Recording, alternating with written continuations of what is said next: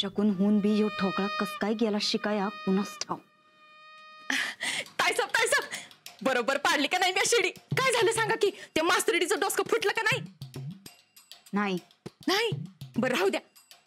बरं राणादा तर घाबरला नव, आपल्याला तेच तर पाहिजे होतं. हा तर राणादा कधी बी आयुष्यात नावच काढणार नाही शिकायचं. ताईसाब काय झालं तुम्हाला एवढं तोंड पाडाय? राणादा शाळेत गेलं का काय? गेला. हा र देवा. अहो ताईसाब मी तुम्हाला सांगत होते का नाही त्या सापशिडीच्या खेळाचा काय बी भरोसा नाही म्हणून. डाव कधी आणि कसा अंगलट येईल याचा काही नेम नाही बघा ताईसाब. मला तर वाटलं होतं तुम्ही शिडीवरनं डायरेक्ट वरच्या घरला जाशीला, पर कसलं काय तुम्ही तर सापाच्या तोंडातून डायरेक्ट खालच्या घरला आलासा.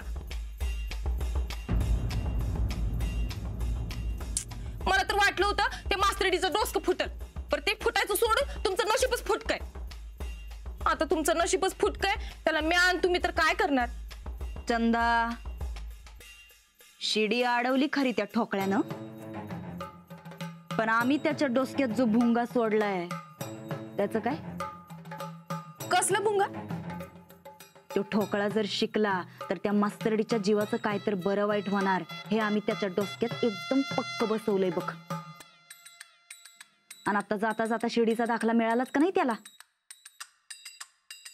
आता बघ ग तू चंदे, शाळपतूर पण नाही पोचायचा त्यो.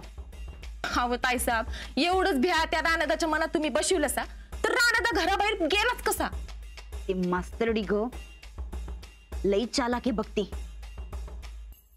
गोड गोड बोलून आमच्या साध्या बोळ्या धीराला फसवायला लागली. तर काय होत ताईसाब ती मास्तरीन महाच आला काय बघा. पर काय होत ताईसाब तुम्ही बी तर राणादाला सदान कदा फसवीतच असता की. आम्ही फसवत असतो कारण त्यात आमचा फायदा आहे. तिचा काय फायदा आहे बरं?